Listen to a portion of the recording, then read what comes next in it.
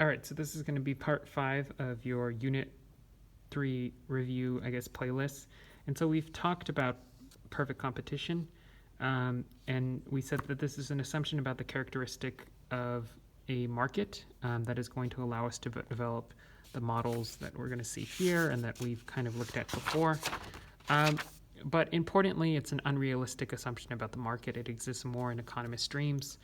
But nonetheless, we study extremes in economics so we can understand the range of possibility that exists between those extremes.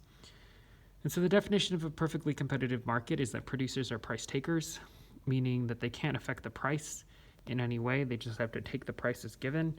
And this also means that the demand for an individual firm's output is perfectly elastic, right? If they try to raise the price, they stand to lose the whole market. If they try to lower the price, they stand to gain the whole market.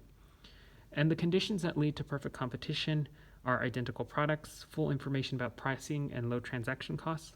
So I gave you the example of your teacher selling lemonade in the parking lot.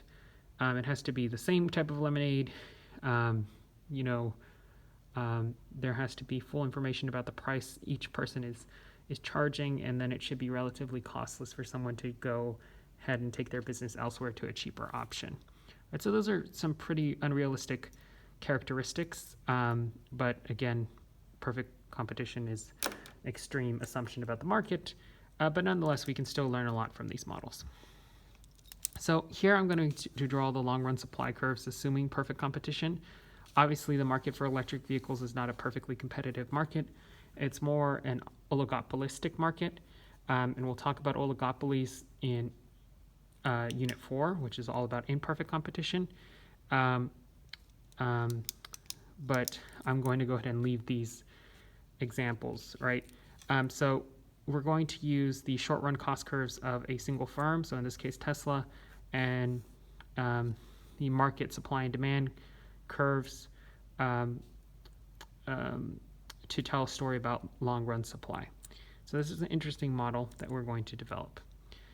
And so first, one of the things that you have to know is that we assume that in the long run, that economic profits will be zero, right? And so the idea behind this is that in the long run, we allow firm exit and entry. If there's profits to be made, more firms will enter the market, and they'll push economic profits to zero. All right, so here we can see this will be the market price for an electric car, let's say. And we said that this firm is a price taker. Obviously, Tesla isn't a price taker, but we're assuming for our sake that it is. I like using Tesla as an example because it allows us to see the limitations of a perfectly competitive market right away, and then will allow us to think more deeply about how the imperfectly competitive models that we're going to be developing are and ideas are probably a little bit more powerful. So this is going to be the price point in the marginal revenue curve, and we can see that Tesla's making a lot of profits because we would go down to the ATC and across, in this shaded area right here that I didn't shade, but this area right here would be profits that Tesla's making. But we're going to assume that eventually, and I can draw this model with a bit of intention, right, because I know what I'm going to be doing, that there are going to be firms that over the long run are going to see Tesla's making more profits, and they're going to want to enter the market, and they're going to push Tesla's economic profits to zero. All right, so this would be the new price. All right, this would represent firm entered the market, and we see the new economic profits are, in fact, zero.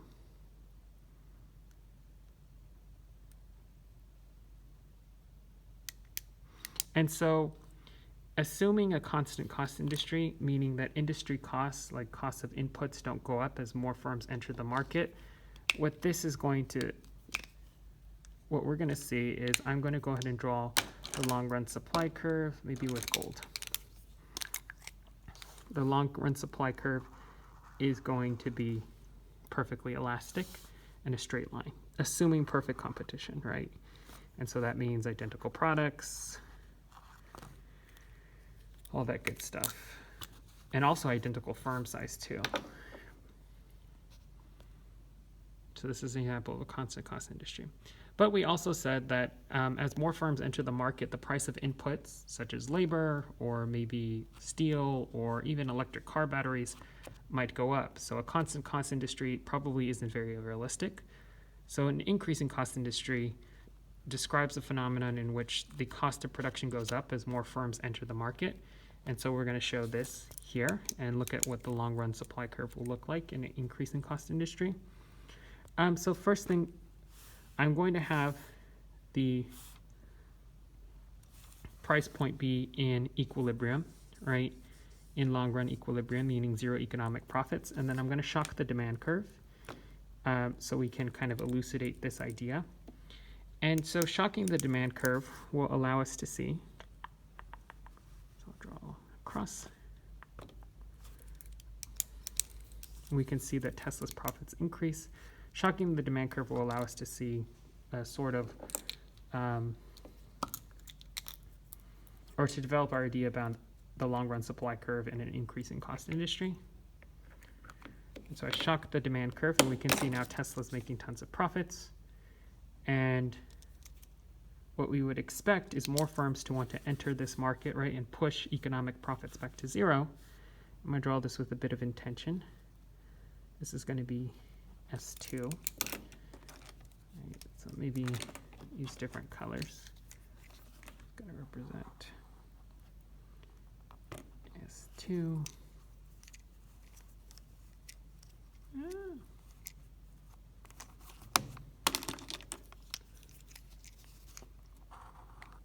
Demand 2.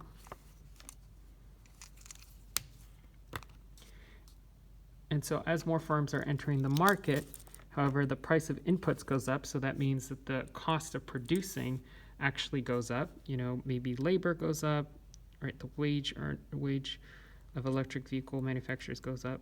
And so we represent this by shifting the ATC curve up and the marginal cost curve also up. Right, marginal cost. I can use a different color to represent this, right, just so you can see it.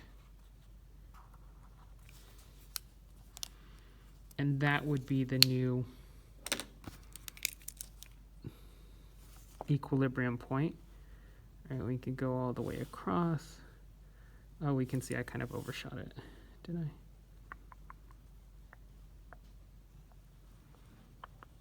Okay, whatever. Right, but economic profits would go to zero, right, in this perfectly competitive market. Supply would readjust, but the average total cost curve would go up. And we can see that the long run supply curve, which is what we care most about, in an increasing cost industry is going to be upward sloping long run supply.